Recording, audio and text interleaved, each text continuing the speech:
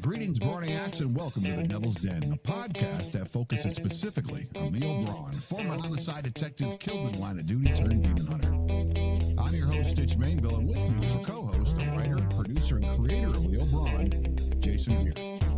Now, Jason and I will be breaking down each episode of Leo Brawn as we're joined by cast members who will give us their perspective as well. But first, spoiler alert, we will be discussing both episodes of Mr. Nice Guy. So if you haven't yet listened, stop here, go back, and listen to episodes 11 and 12, and then come on back so we can continue.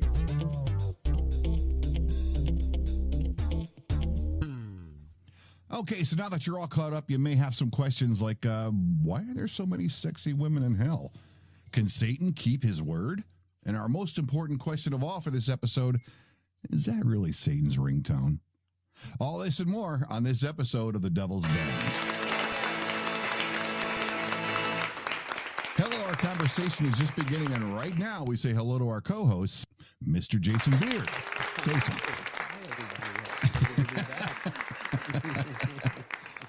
Man, episode 10 was intense, and we covered a lot in that story, but 11 and 12, things are really cooking now. Yeah.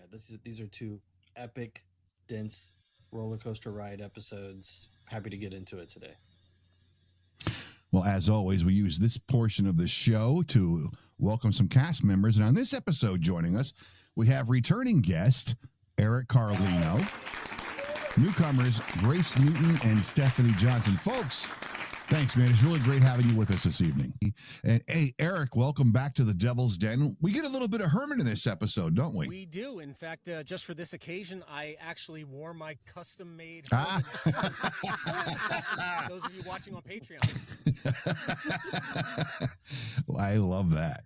Now, how was it to slip back into that character? Oh, he's so much fun to go in and out of. I mean, it's just, hey, I can just do it on a whim and just get right into that tone. And I can see Grace and Stephanie already getting creeped out. Hey, now before we move on, I understand you're working on another shoestring TV project. Can you tell us a little bit about that? Is that cool? I am indeed, yeah. Jason was kind enough to cast me as one of the two leading roles in a new spy mystery drama series called Magnetar, myself along with the uber-talented Mike Cunningham, who's also in Leo Brawn in multiple roles. It's been a fun ride so far. I'm dying to see where the story's going to go because I am sucked into the mystery, having read at least the first two episodes. Can't wait to get the. Did you just send the third one, Jason? I think you did. The third. Yeah, I haven't gotten a chance to read it yet. I'm excited to read it and get going on that. I listened to the first episode that came out, and I really, really enjoyed it. Let me ask before I say mine. Any reference to, like, is there a feeling about these episodes that you can compare to something other mainstream show? I first said to Jason when I first read the script is it reminded me a little bit of at least the early parts of the new movie The Gorge, where it was two agents in opposing What a outposts. wonderful movie. Mm-hmm. I really loved it. I really enjoyed it. But yeah, the way they weren't supposed to really interact with each other outside of like their mission. In the movie, I don't want to get into the movie and spoil it for anybody who hasn't seen it. So I'm curious to see what's going to happen with myself and Agent Beef Stew, and where we go in the future on that. Yeah, love the names, by the way, Jason. That was pretty amazing. But I got to tell you, I had some like Severance vibes when I was watching it. Jason is. Yeah, another great program. Yeah, I love that. I love that show, and it definitely there was an inspiration there for sure. I just love the I love the mystery in Severance, and this was originally it was based on a concept, like a short story that I wrote, where it's just the whole story takes place, but you're really just hearing the two men in the van during a surveillance operation, and that was the whole idea. And then I thought, well, what if we expand that and we make the mystery that whatever they're spying on, make that the mystery and not really reveal that for a while. And then I thought, why not have it like 18,000, feet above sea level and see what happens. So that's where we're at. Well, I enjoyed the very first episode. I'm looking forward to hearing the second episode. And listeners, check it out. Go to your favorite podcast platform. Look for Magnetar and give it a listen. You'll enjoy. Now, Grace, or should we address you as Lilith? It's Lilith. Of course it is. I just like to call her boss. How much do you enjoy giving voice to the role of Lilith? Oh my gosh, it's so much fun. Becoming her each time, it's sort of a contrast to me, and so it's always an adventure to portray whatever evil contemplating she has going on, in her mind. Well, let me ask you this: Did you? I'm imagining you had to do something to kind of prepare for this evil queen of whatever she is. But I mean, what did you do as far as this character and giving her voice? Was it just saying, I'm going to talk, or was there some kind of reference that you had to use? Well, I did a little bit of research on her as far as the historical origins. And Jason had sent me some sort of screen art that I used for inspiration. She's so evil.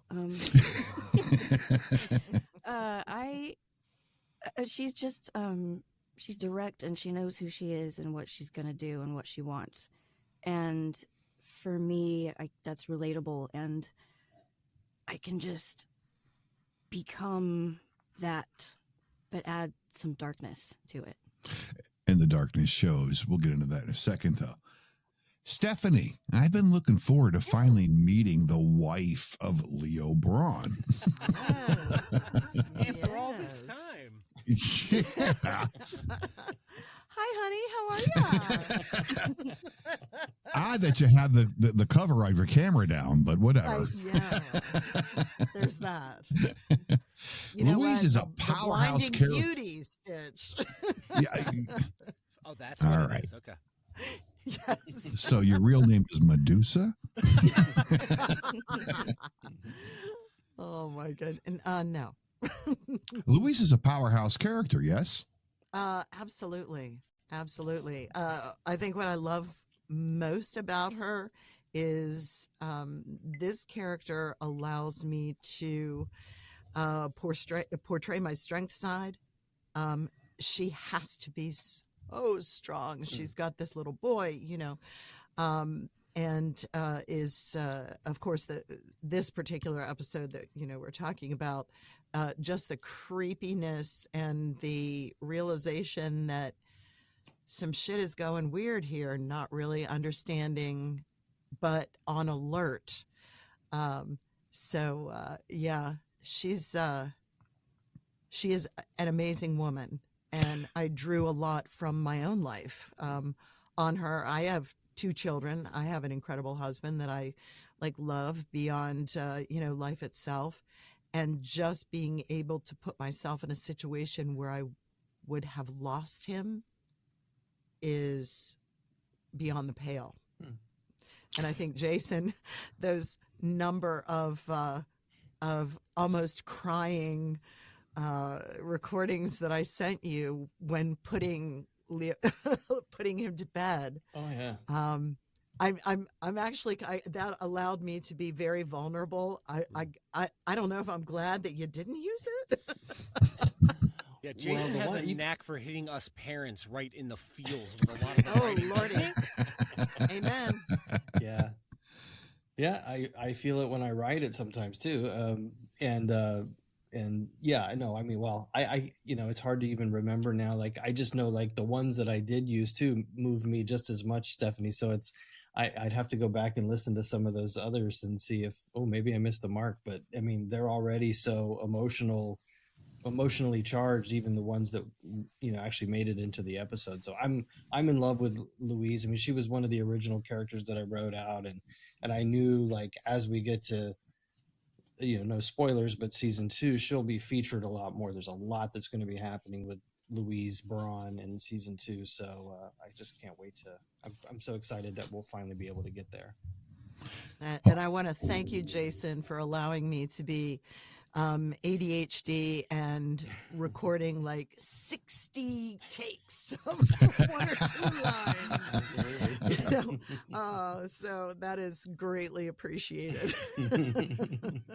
I love the idea of this character who's not only is she the wife of a homicide detective, but she's also an attorney and a mother. So she has all these stresses in her life as it is as an attorney and a mother, but she also has that added stress of the homicide detective husband, never knowing if he's going to come home at night. Mm-hmm. Well, the fun thing is my daughter's in law enforcement. So that is, that kind of gives me that same feeling, to be able to relate to somebody who is living under the thought that that person they love may not come home that night. Well, we're glad to have you with us. Thank you. Now, before we review our episode, let's get to the answer of last episode's trivia question. And that question was, Jason often provides cameo voices in his episodes. Which character did Jason provide in episode 10, Limbo? I'm going to reach out. Any of you guys really know? I don't. No clue. I didn't catch He's so it. good at hiding himself amongst the episodes.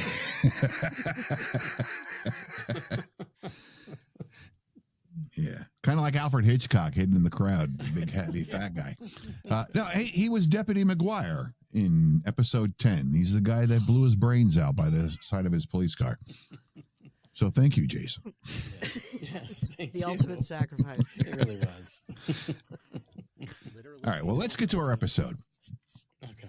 We start episode 11 as we follow the man in the orange tie into a new location. We hear his footsteps, and as narrator sets the scene, we also get to meet a new character. The man raises his hand to the glass as if he intends to caress it. You're so fond of them. Your little gadgets. He is startled and turns to discover who has spoken. Her intricate crown of leaves now replaced by raven black hair that rests upon her muscled shoulders. She is incredibly beautiful, once described as the walking definition of beauty. She stands 6'3", dressed in a stylish sleeveless black blouse that accentuates her powerful toned arms. She cuts an imposing and impossibly bewitching figure. She is Lilith, the mother of demons and former Supreme Empress of Hell. Grace, I'm listening to the narrator describe Lilith, and when she speaks, I'm able to see this tall, imposing woman. The way you bring her to life is amazing. I truly appreciate it. And I think I've said this before. Of course I did. I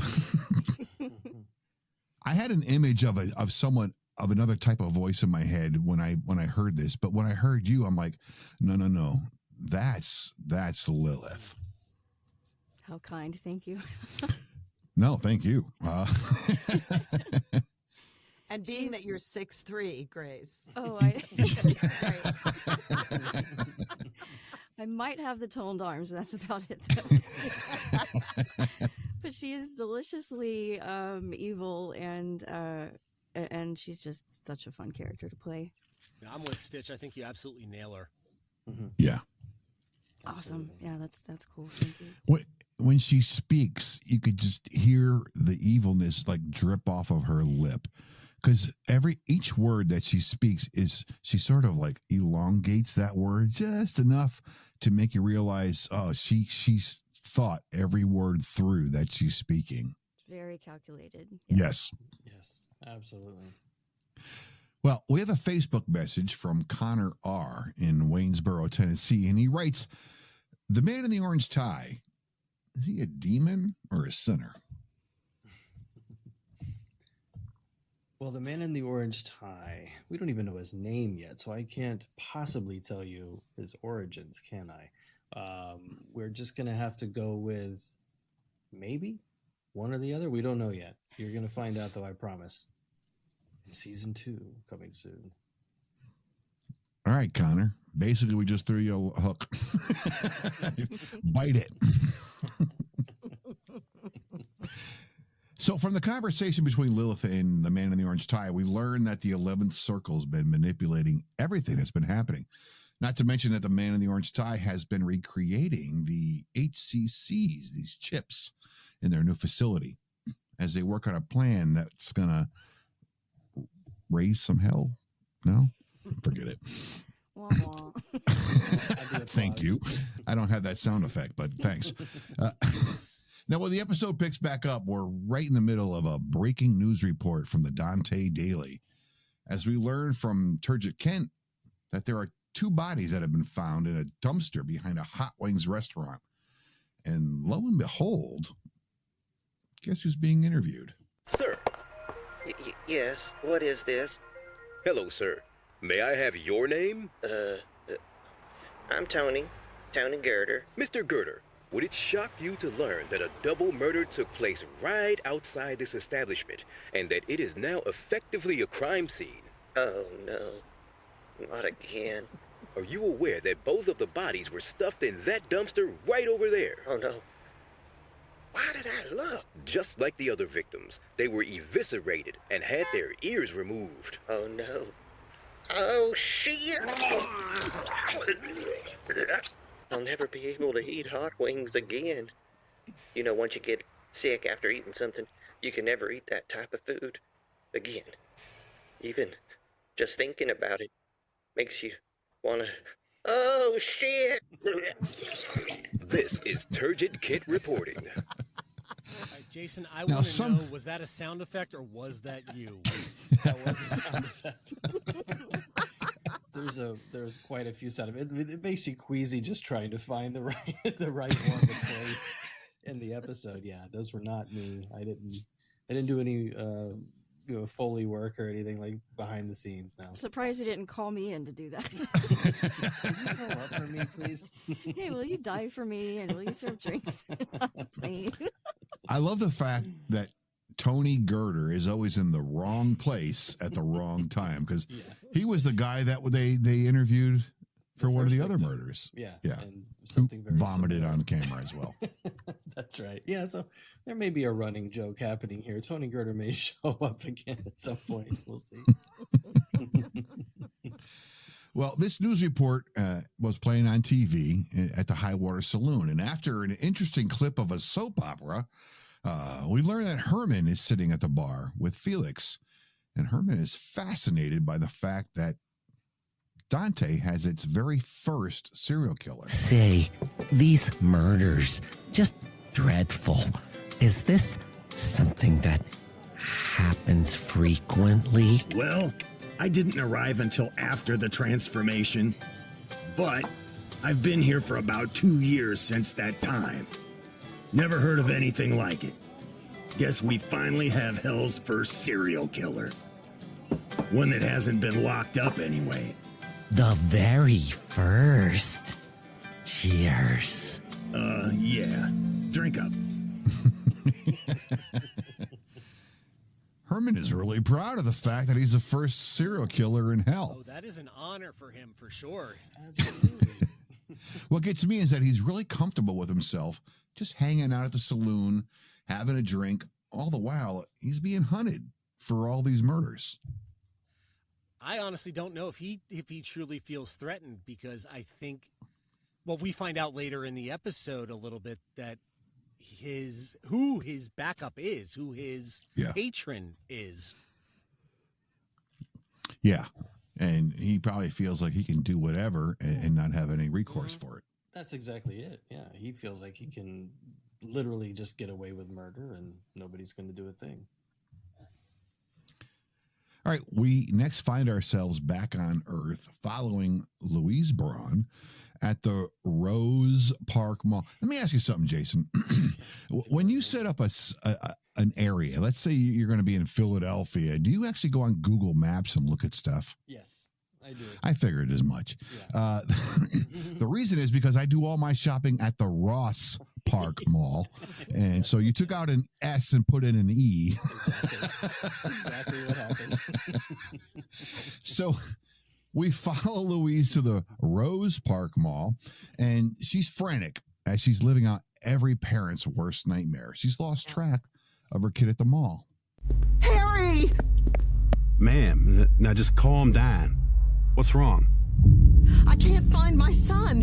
1 minute he was there, and then I turn around and he's gone. Okay, ma'am. We're gonna find him. Attention shoppers, we're looking for Harry Brawn. I'm with his mother. Harry, if you're in the store, please walk to the entrance.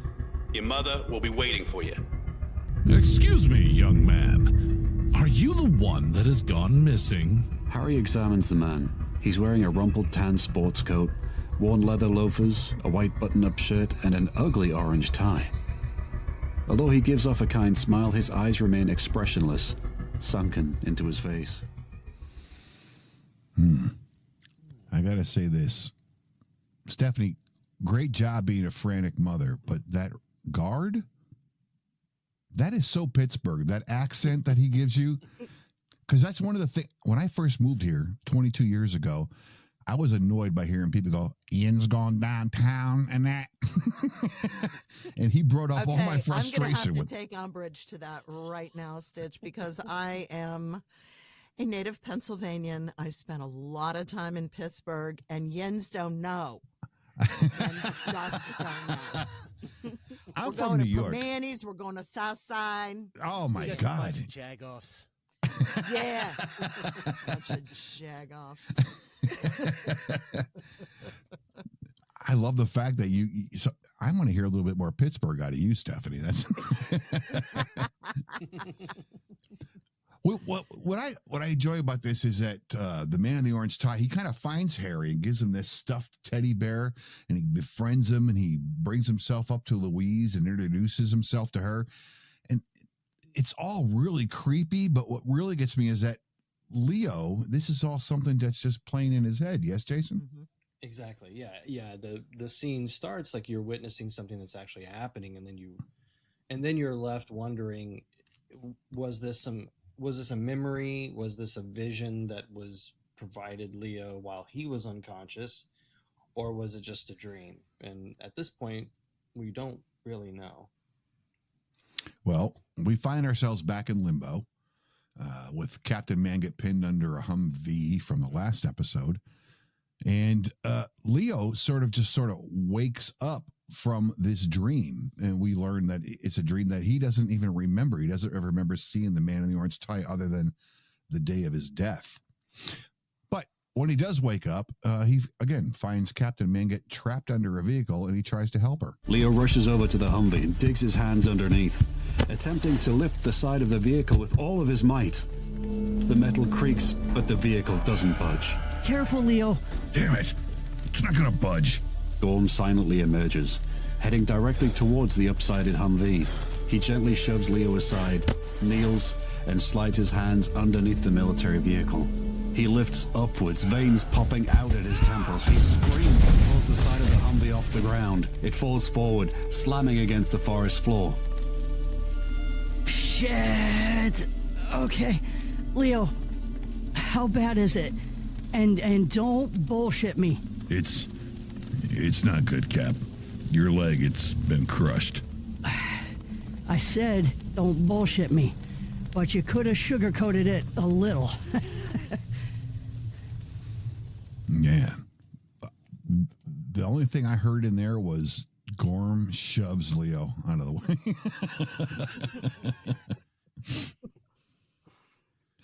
Terry mentioned this in the last. Strong, you know. Yeah, and Terry mentioned this. He's like, man, Leo's like 6 something, and he's a big brawny guy, and Gorm is like a foot taller than him. Right? Yeah, This dude is huge. Exactly. The thing Jason, like, it seems like all these characters. I mean, you've got Grace's character who's 6'3". You've got Leo that's huge. You've got Herman's described Gorm as is tall even and bigger. lanky, so I mean, I like big, strong men. What can I say? we listen and we don't judge. Thanks, Eric. I'll remember that. Well, fortunately for June shows up at this point, and they're able to actually get Captain Manget out from under that vehicle and get her ready for evacuated. But first, they have to lock on a Belith. And Leo finishes the job with Belith, and if you listen to the episode, you'll love the way they defeat the demon. So here's a small little clip of that. Hey, Chachi! Belith spins towards the direction of the Humvee. June launches a net that immediately pins Belith to the ground. The weighted net webbing erupts with electricity, sending the demon into violent convulsions.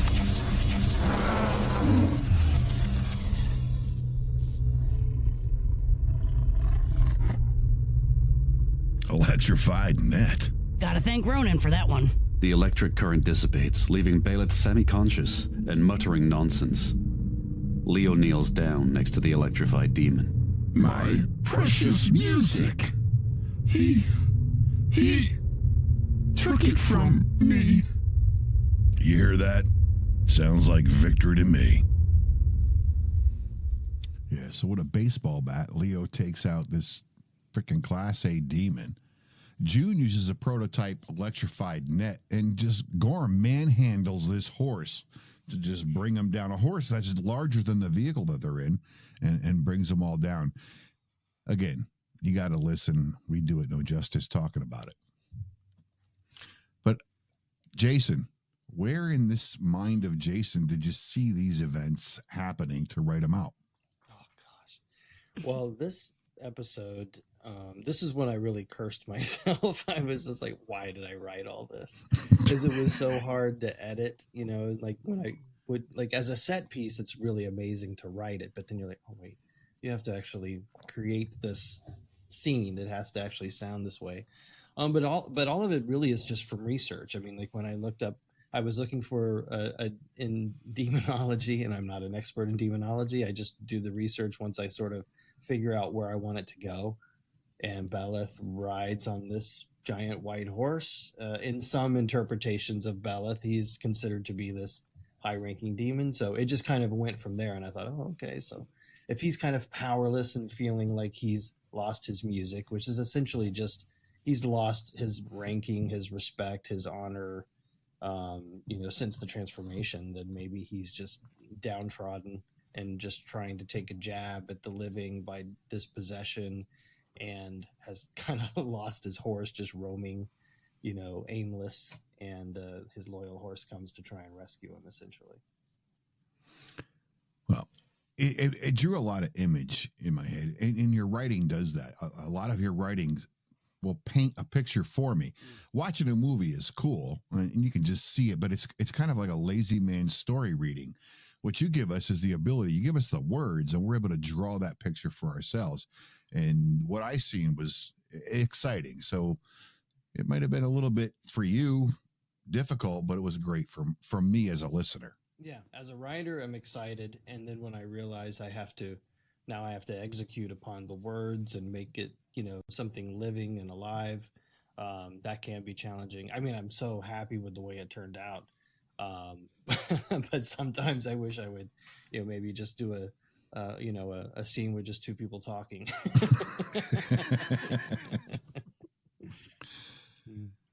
All right. Meanwhile, back in Missouri, Laurie and Willie are doing their best to complete their mission of freeing Hugh Banks from this Bellis possession. Hugh Banks lands on the hood of the patrol car. Thud. The flames beneath the car extinguish. He cries out, overwhelmed with pain and relief. Hey, buddy. I think it stopped. Daddy? Theo. I'm here, son. It's me. Hugh Banks rolls off the hood of the car and collapses to his knees. Suddenly, the driver's side window shatters, startling Willie and Theo. Laurie peeks through the opening. Hi, gentlemen. Need a lift? Laurie. Detective Salt. Are you okay? Peachy. At least I was on top of the car this time, not flattened underneath. Weird she said that when back in Limbo, Captain Mangett was flattened underneath. Well, and Laurie Stryker died by getting ran over by a truck, so. Sure, yes. Yeah, I love that. Eric, I love the way you played Hugh Banks, too. I don't know if we have the clip coming up later, but I really love Again, going back to how you tug at a parent's heartstrings, I hadn't heard Theo's portrayal until after everything was done. So I'm giving my dialogue to like Theo and his wife, and I'm like, when I finally heard the finished product, I was like, I was done. This kind of ends everything for episode 1. I don't have anything between the two of them. What I can tell you is that Theo recognizes Willie Topaz as a famous actor, and we learn that Beatrice is alive. She didn't die, so no spoilers there. You should have heard it already. But Laurie and Willie help Hugh with his story. They kind of tie things up to keep the police from looking at Hugh and kind of send them chasing a ghost, which I thought was kind of cool because I've watched shows, I've read books, and they sort of have all this maniacal stuff happening, and then it gets tied up nice and then done. And I always wonder myself, well, what do the police think about that? Why aren't they investigating that? So you kind of help smooth all that out. Yeah, exactly. Like they just get the aftermath, but it's still sort of like tied up in this way. It's just another diversion. We can't even necessarily guarantee that it's gonna, conclude everything for the people that were involved in this chapter. But at least it'll get the focus off of Hugh for a little bit, hopefully. But this did bring up something for me as a listener. Theo recognizes Willie Topaz as the actor, right? Right. When Willie does hunts, wouldn't anyone else recognize him as the famous actor? Yeah, it's kind of like possible. Elvis is Alive sightings kind of thing. Yeah. That's one of the tricky things. We sort of address it in the beginning because I think Leo asks the question during the not the orientation episode, but where he's being trained by Captain Manga for the first time, and it's like the dispatch attempts to do a really good job of having the demon hunters hunt in an area where they would be less likely to be recognized or known, but it can't be guaranteed. So it's sort of like they attempt to get them in like this locale where, there's maybe this small percentage, somebody will know who Willie is. It just so happens in this case that the son recognized it, and maybe if Hugh hadn't been possessed by a demon, he would have taken them a moment to realize, hey, wait a minute, you're like my favorite action star, but it just never happened for him. All right, so we end this first part of Mr. Nice Guy, and we also close out the events because basically this is a continuation of Limbo, right? Right. Everything that was happening in Limbo, the horse and the Belith and everything, we put it to an end. And when we pick back up in part 2, we find the marksman and Satan are playing crazy eights in the library when Margaret Muldoon shows up. And because he has some plans of his own for Dante, but more importantly, he has some plans of his own for himself. I need someone to run my upcoming campaign. Coordinate rallies, create ads, all that stuff you're used to. Your political acumen precedes you. And I'm grateful for the opportunity. So, how I would customarily begin is to hear your ideas first, and then expand on them. I want to bring our great city into the 21st century. We have sinners with the skill sets to manufacture the latest and greatest in technology. OLED televisions, smartphones, microwaves, and wait for it, the internet. Electric cars? Hell to the no. Let the fossil fuel burn, baby. But affirmative to all the other shit I just mentioned. So Satan's running a campaign. He wants to bring new technology down to hell and let the fossil fuels burn, baby. Right. I got to ask you, though, is that a political statement? Are you saying that fossil fuels are evil? I was just going to ask the same question. This may be a way I can eventually, interject some of my political beliefs into this show. We haven't quite stepped into that arena yet, but season 2 may have some of those. Hey, moments. as an EV owner, I didn't appreciate the shot on EVs, but that's me.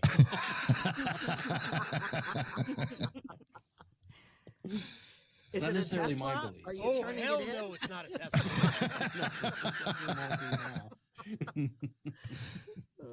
Well, Miss Muldoon comes up with this campaign strategy of Mr. Nice Guy for Satan.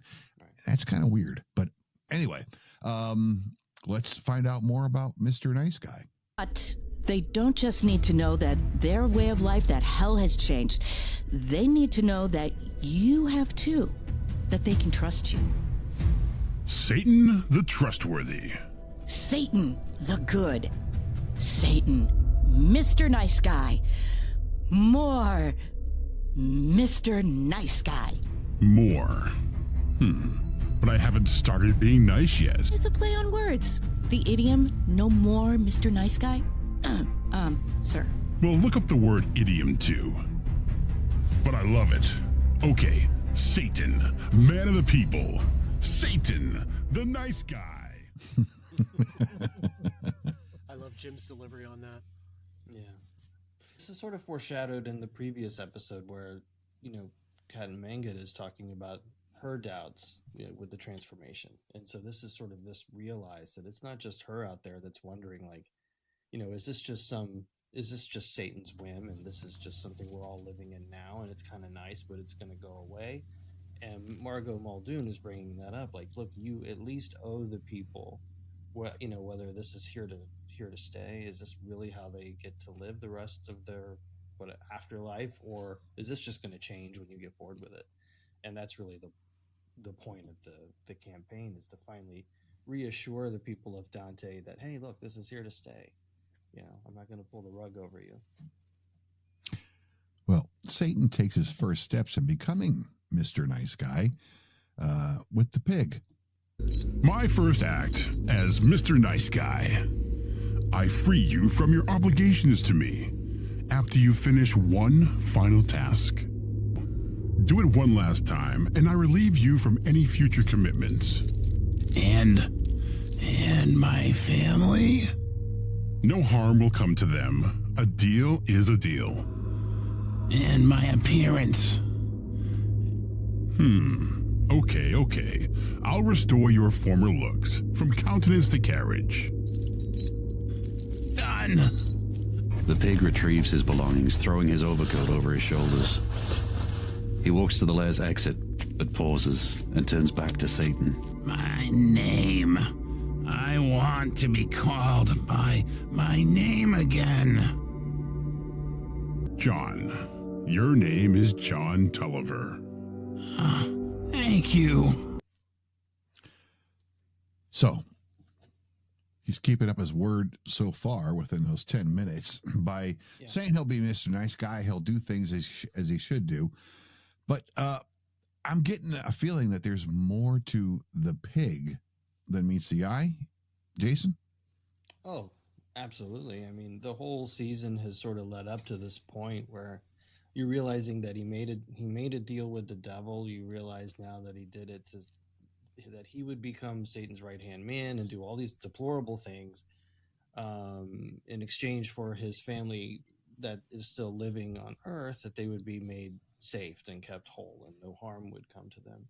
But you're learning that he agreed to be disfigured and be called the pig and sort of just humiliated and demoralized. And this is a moment where if he does this one last thing for Satan, he'll be free of all that and he'll return to his former self, and his family would still be considered safe. But we just don't know why he was disfigured and turned into the pig. Right. We don't know the specifics yet. Exactly. Well, next we find Jillian. She's been chasing Howard all through town ever since their car accident with the AMC Gremlin. And she chases him into a nightclub with some very funky house music. And she gets to Oracle nightclub, and Howard is able to gain entrance, but Jillian has to sneak in through the back of the club. And not only she finds the weirdo, she also finds the marksman. She watches as he stands, scratches his ass, and walks towards the men's room. So, Howard, where were we? Someone behind Jillian screams. She twists around, pulling Howard with her. They witness the crowd parting on either side, and in the middle of the now empty floor walks the marksman. He approaches Howard and looks him over. The marksman notices something. Jillian realizes that he's staring at the tattoos on her right arm. You bear the mark. What? What the hell are you talking about? You bear the mark. He grabs her arm and points to a specific tattoo. It's in the shape of a serpent, and jutting from its mouth, the pointed blade of an ancient dagger protrudes. The body of the serpent is accented with 3 chevron symbols pointing downward towards her wrist. The mark of Hashishin. You bear the mark of an assassin. I don't know what you're talking about. The music stops. All right. So, Jason, the mark of the assassin, is that something that you've researched, or is this something out of your mind? It's a little bit of both. So the marksman is another mysterious figure, and obviously he's good with a gun. So there was this idea that maybe he is sort of a hired gun now. So the idea was maybe he came from something that was a little more ancient, an order of the assassins or something like that. So there is a Hashishin is sort of that the originating sort of word for that. And there are some historical references to Hashishin assassins and things like that. So that may come into play into his backstory later on. It doesn't really explain why he sort of goes all Old West with the way that he talks and the way that he dresses, but we'll explore that too. Okay. So Jillian has this mark of an assassin. The twins show up, and the marksman is able to dispatch both twins quickly. But the mark on Jillian gives her the respect of the marksman. But for Jillian, that's not enough. Tell this bitch to let me go. The marksman lightning quick punches Howard in the jaw, sending him to the ground. He is blacked out before he hits the floor. The marksman walks over to the bar and asks for a bottle and a shot glass. He pours a drink and downs it. Jillian cautiously walks over to him. Can you help me find my friend? His name is Sebastien. There is a price on his head, and for that, I cannot interfere. But no harm will come to you, those who bear the mark. I cannot make the same promise for your friend. I'm not what you think I am. You don't choose. You are chosen. Jillian inches away and then slowly begins to leave the nightclub. We will meet again. Okay. I love the marksman. He's pretty cool. But we have a Facebook message from Lenny C. in Portage, Indiana, who writes, "Great story. I especially enjoy the marksman. Did he die in the Old West? Is that why he walks around with spurs and a cowboy hat?" Okay. I will say, yes, there is a version of the marksman's life where he did die in the Old West. We're hoping to explore that in more detail in the next season. But yes, definitely an Old West influence that he sticks with for some reason. I'm sure Lenny C. appreciates that. I love the fact that, like, we have Mitch. Mitch is this little small dude who's really, really nice and outgoing, and you have him playing the Gorm and the marksman. It's just a testament to his talents, and we probably the marksman more than any other was a role that we sort of was a coveted role. We were really waiting, and for whatever reason, Mitch just he brought that whatever it was that we needed to that role, and it just works. It just works. It's not too much of a Clint Eastwood thing. It's kind of its own flair, but it's got a little bit of the that whispery sort of raspy tone that Clint Eastwood can do back in the old days. So yeah, listening to him speak for the marksman, I immediately picture like Clint with the serape and the hat and the cigar coming out of the mouth. Yeah, exactly. Well, back at the ornamental fish pond, Leo's visiting with Max, and he's talking about the recent murders, and they're trying to get their story straight. But Leo not only learns more about the murders, he also learns something very interesting about Max's past life. Dear God. I'd hoped I'd never experience anything like this again. Wait, what do you mean again? Have there been other murders? No, these happened long ago. Are you familiar with the Whitechapel murders? London, circa 1888. Whitechapel? Wait, Max, are you telling me? I just joined the force as a member of the Metropolitan Police, otherwise known as... Scotland Yard? Holy shit. My background was in psychology. Wow, I'm in shock. You're a cop. Why didn't you ever say anything? It's a lifetime ago. 2 lifetimes. Been far away from who I am now. Holy shit, Max. You helped try and catch Jack the Ripper? Damn, talk about burying a lead. Duty calls. Yeah, sorry. I need to go. Damn, a cop. I knew there was a reason we got along so well. So that's some amazing information about Max. Let me ask, Eric, when you listen, because I'm sure when you read through the script, you kind of see everything that's happening. But when you listen back to the episode, what did that draw for you when you heard this? Oh my God, I loved this reveal that Maximilian had a past in law enforcement and he tracked down Jack the Ripper. I'm like, oh, okay, I need more from this character now. Well, let me ask you, as Herman, how does that make you feel thinking about you have a detective who was looking for Jack the Ripper, a serial murderer? Couldn't find him. How do you think he's going to find me? Grace, same question. You listen to the episode.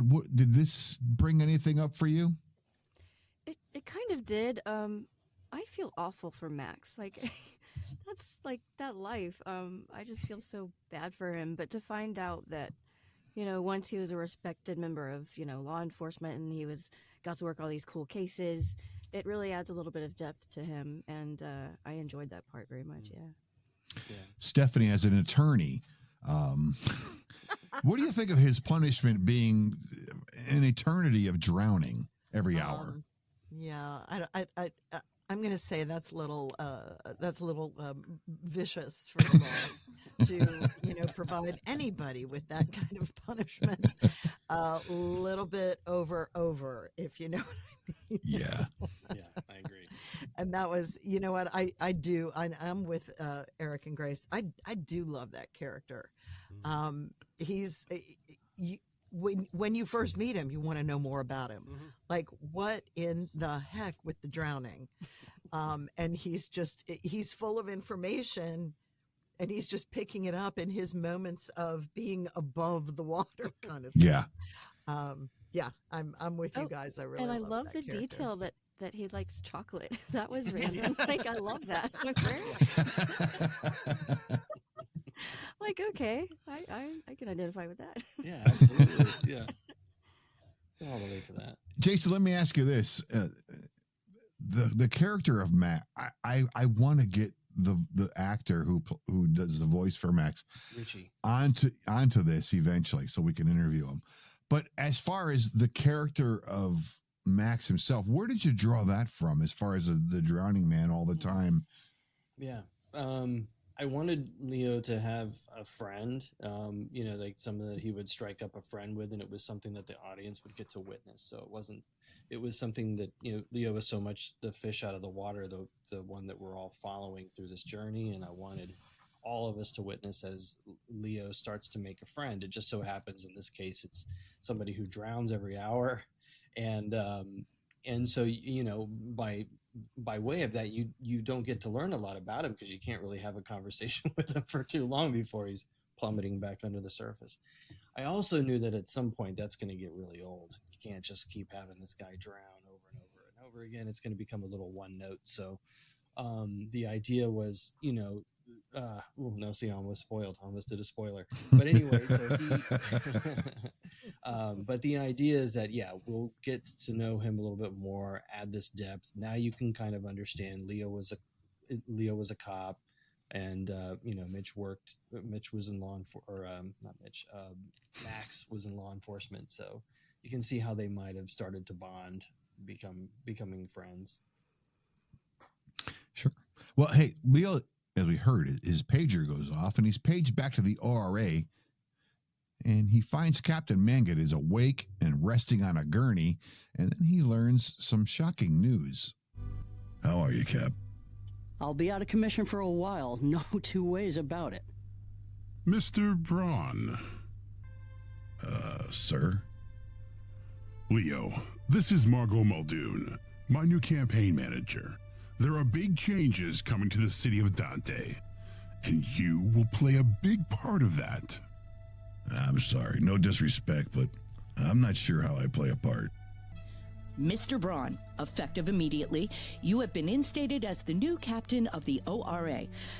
What? No, Cap, no. Leo, shut up for a second. You led the team today, out there in the field. You did that. I can't think of anyone more qualified to run this team. We all agree. Willie, June, and Laurie step in clapping. Okay, so we have Captain Leo Brawn. Yes, that's right. That's right. That's not all the news. Do we get another clip? Hey, like any promotion, Leo gets some perks. Now, Leo, walk with me. Satan and Leo exit the ORA. A beautiful dark blue modified Dodge Challenger SRT Hellcat sits out front. The devil tosses Leo a set of car keys. Wait, this is mine? What for? What for? Well, for our new sheriff. Sheriff? First order of business is tracking down this crazed killer who is on the loose. But if you need anything at all, don't hesitate to ask. Satan pats Leo on the back and turns to enter the ORA and retrieve Miss Muldoon. Sir. Yes, Leo? I'll need a second in command. Spoken like a true sheriff. Who did you have in mind? Who indeed? So, Eric, Herman has been made a target now. They want to find out who this serial killer is. Yes, they do. They are definitely, and now that Leo is hot on his trail, considering that Herman has eyes for Leo, I'm dying to see where that's going to go, because Herman wants a little bit of payback for his big sister. Oh, but he does, yes. Absolutely. And we learned more about that actually in an off. What would you call it, Jason? The short stories? Yeah, we have like sort of an offshoot of the core episodes of Leo Brawn called Leo Brawn Stories, and one of the standalone episodes is just entitled Herman, where you learn all the backstory on Herman and a lot about his older sister, who played a big part in all of this leading up to it. So, gosh, I mean, how much we haven't really talked about it yet, so I don't know if that's really a spoiler. It's its own thing, but does play a big part in the story overall. Not a spoiler, but I'm kind of hoping to draw something towards Topaz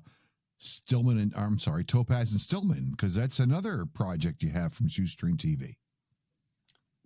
Much different tone, but that is a reality of Willie Topaz existence or lack thereof, and how he tragically died. So there will be a mentioning of that probably later on in that series as well.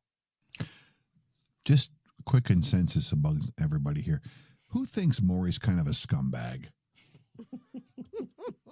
Okay, I am raising my hand. Yeah. Okay. yeah. Just a little bit. Jason, is he that much of a scumbag in the Topaz and Stillman series? No, I wouldn't say he's that scummy, at least in these episodes. I mean, it's an earlier iteration of him. He's a little younger. He's not as desperate. He's kind of trying to make it just as Willie is. So they they sort of meet each other at the right time and both lift each other up. And he is very loyal to Willie and is a good friend to him. So at least in the 1980s version of Maury Stillman, he hasn't quite graduated to the scumbag level yet. So basically, Maury did not get out of the business when he should have. Right. One of those managers that didn't know when to give it up. Yeah. Right. So Leo sees this as an opportunity, a way of helping a friend by being made sheriff, captain/sheriff. I mean, his title's kind of weird, right? He's taken over for Captain Mangat until she's better, and he's being made sheriff to look for a serial killer. Yes? Correct.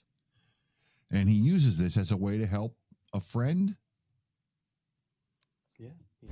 A torrent of water is redirected from Dante, cascading back into the river Styx, as the ornamental fish pond is drained. Once emptied, Maximilian rests at the bottom in a fetal position, soaked and unconscious. A thick cuff attached to a heavy chain long secured around his neck unfastens and falls away. 2 more cuffs unlock at his ankles. His eyes open. To his astonishment, he is not engulfed in water. He's overwhelmed with emotion, shaking. He holds his arms above his head, balls his fists, takes in his first free breath in ages, and screams with rapturous joy and elation. He looks upwards and sees his friend, Leo Brawn, looking down on him, beaming from ear to ear. So I was excited when I learned of this because I always loved the friendship between Leo and Max. I just thought there was a cool chemistry there with him. And the idea of him helping Max to be freed from this eternity of drowning just seemed perfect. And it helps solidify Satan's new persona as Mr. Nice Guy. Yeah. Yeah. I love the idea of, I based this all on some original things that I wrote a really long time ago. This was not part of the original story. So it's always exciting when these things evolve and these things kind of come out of, it was never the intention that Max would, sort of join the team and investigate, the serial killer Herman. We don't know he joined the team yet. Oh yeah. Sorry. There you go. He's just been freed. Yeah. See, that's what I did. You can move on. I think what I love about that particular scene the most is it does also provide some deeper insight into Leo and how deeply he cares. Mm-hmm. And it's, about his wife, his kid, about Max, about his team, about Willie. I mean, he is a man of high moral character that really has every bone in his body is a caring bone. You know what I mean? Yeah. So I thought that whole thing showed a lot about his character as well. To piggyback off what you're saying, Jason, we did another Leo Brawn short for Christmas, and you did this story where Leo Brawn sort of walking through Dante and kind of explaining or narrating the things that are happening and what's around him. But when it ends, he's in the High Water Saloon and he's talking about his team, his friends, his new family, right, hanging out in the High Water. And I think that really shows as well just who he is as a person. Yeah, no, I love that Stephanie and you both said that. I hadn't really thought about it now. I mean, in thinking back, that it is. I mean, that's the thing with Leo. It's like we're at episode. I don't even know what it is now. 11 or 12. 11 and 12. Yeah, so it's like we've watched this transformation of somebody who was this very hard-boiled detective, and now he's thrown into this whirlwind. Wait, I'm in hell? What? And all of the denial and shame and everything that would go into that, and he's starting to learn to just accept his reality and sort of embrace the positive aspects to it. So, and it does show just his loyalty. I mean, who he was as a person at his core hasn't really changed. Well, Just when we thought this story was over, we're introduced to a new arc in the Earthbound story. You saw that. I figured no one else was paying attention. Yeah, I saw your post. Lots of people have. And what if I told you? Lots of people have seen him again. He came back? Trevor unlocks his smartphone and opens the site where Jacob had posted the picture. Yeah, after your post, it started getting hits. You see, other people were getting sightings of mysterious men with briefcases all over the friggin' country. Oh my God, I had no idea. Are you serious? Your phone should have been blowing up. I don't have a phone. That explains it. Well, we can fix that. Look, same guy, but this time with a younger girl, holding a briefcase. Guy walks into a hospital on a Las Vegas Strip. Minutes later, a friggin' 4.8 magnitude earthquake. And once again, he and the girl, they're gone. Okay. So Jacob Marwood, previously Father Marwood, is sitting in a bar and he's approached by a stranger who's talking about the images that are on the internet that Father Marwood posted when he did have a phone before it was taken away by the diocese. And Jacob soon realizes that he's involved in something bigger than he ever imagined. Yeah, there's a whole organization that's forming, and he sort of may have even been the reason for its existence, and he had no idea. He just posted this picture of this strange man in a briefcase, and then it just sort of blew up. And of course, because he was banished from the Vatican and really just sort of wandering the earth on his lonesome, he had no idea that this whole thing had started to blow up. So as listeners, and I've mentioned this before, we get our scripts, we do our reads, and then we hear it. So we're hearing it the way the listener hears it, just a little bit beforehand. Grace, when you heard this episode, what did you think when this portion comes up that there's this whole new story mystery coming around? It's exciting for sure. Definitely, as a listener, want that to be explored a lot more. And it's like we already have the two teams, you know, the Lilith and then Satan and everyone involved with them.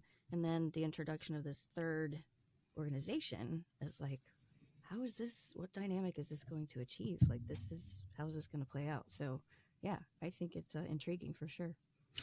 I agree. Everything that's happening with the 11th Circle and Satan's campaign, that's all in hell itself. But now right on Earth, we have this whole new arc that's building, which is going to make transmigration a little bit more difficult when people show up holding this big giant briefcase every time they do something. Eric, same question to you. As you're listening to this as a listener, what comes to mind? My first thought was, oh shit, now Earth is starting to pick up on what's going on in hell? Where is this going to go? Stephanie? The merging of two worlds is feeling like it's about to happen. Okay, maybe I missed some, but are we supposed to be able to see the agents with the well, if we can see them, then, you know, so I was going through that kind of questioning about that, but it feels as there's two worlds about to merge, and all we have known about heaven, hell, and earth as separate entities may be changing. Mm-hmm. Well, what I appreciate is the fact that Father Marwood is pulled into this idea of something more happening, because you figure he's just been excommunicated from the church. His life is nowhere, and now he has an opportunity to be a part of something, as in this clip. Okay, but I don't know what to do with this information. Not that I haven't been thinking about it constantly since my first sighting. Look, Mr. Marwood, I'm part of a group, still at the ground level. We don't even have a name yet. But we're looking into this. All thanks to you. And I'd like you to be a part of it. What do you say? Want to see more? Jacob Marwood looks around the bar, realizing how disconnected he is, how empty he feels. Yes, please, show me more. It's like a heroin addict getting his first dose. Show me more. Yeah. But he's used to being part of a very solid organization, and now he's so adrift that he will grab any opportunity to bring back that feeling of being a part of something. Because we learned early on from him, like when he first realized the apartment building exploding, and he took pictures and he was looking at them, and he's even trying to show the diocese, look, here's proof. And they were like, what do you mean proof? I mean, he's searching for that deeper connection to something, whether it's God or reality or whatever. He's trying to find it, and these people are offering it to him like a candy to a baby. So this leads me to Jason. When you decided to develop this storyline, where did that come from? Yeah, it really came, I mean, a lot of you have already mentioned it. It's that idea that, okay, so, so much of the story takes place in hell, but it had occurred to me, it's like, okay, so if this was really happening, I mean, there are already organizations on Earth that may have a problem with this, or may, want to intervene or try and stop it. So it just made me realize that, there was an opportunity to tell a story that it made coming to Earth far less safe, and that it wasn't all that aspect of the story wasn't there weren't blinders on at home on Earth, that they were gonna start picking up on this, and they couldn't sort of do this under the shadows anymore, which just sort of raised the whole threat level of the whole thing, added more intensity to it. Well, that pretty much ends the episode, which ends our episode. And before we close out this episode, I'd like to give the next trivia question, which is, what is the birth name of the pig? Is it A, Tom Hollinger, B, Rob Berenger, or C, John Tulliver? The answer to this on our next episode. Like how I mixed them up like that? Jason, this has been a great episode, and thank you for bringing us this amazing story of Leo Brawn.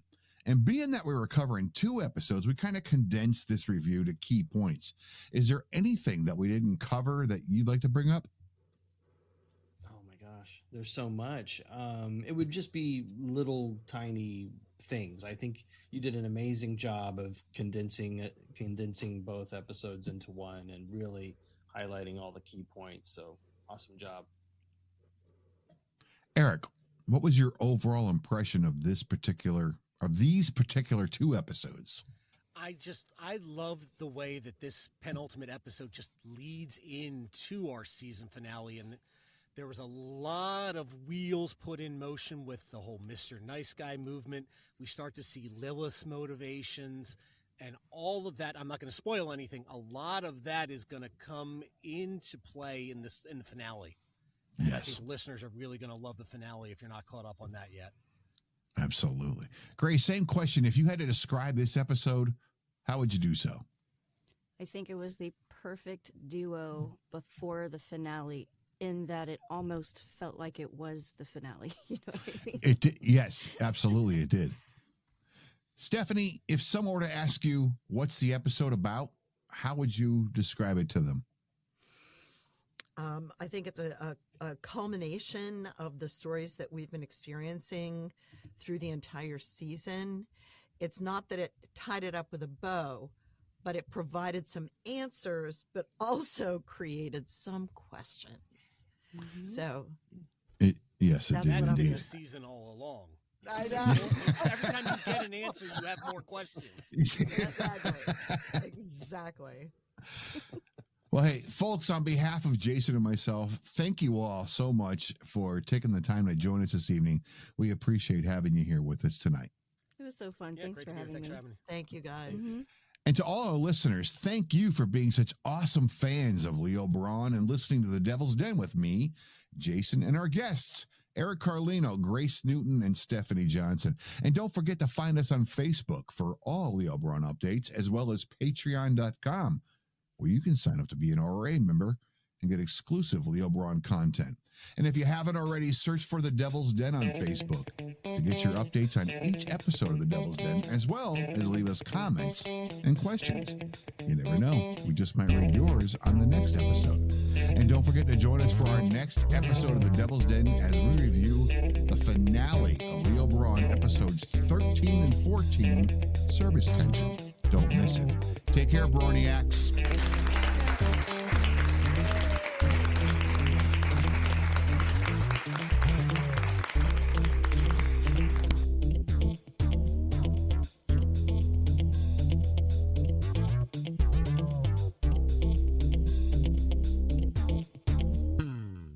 The characters and events depicted in this podcast are fictional. Any similarity to any actual persons, living or dead, or to actual events, firms, places, and institutions, or other entities is coincidental and unintentional. This podcast is protected under the laws of the United States and other countries. Its unauthorized duplication, distribution, or exhibition may result in civil liability and criminal prosecution. Country of first publication, the United States of America. Leo Brawn, copyright 2024, Shoestring TV. Leo Brawn and all related characters are trademark and copyright of Shoestring TV. All rights reserved.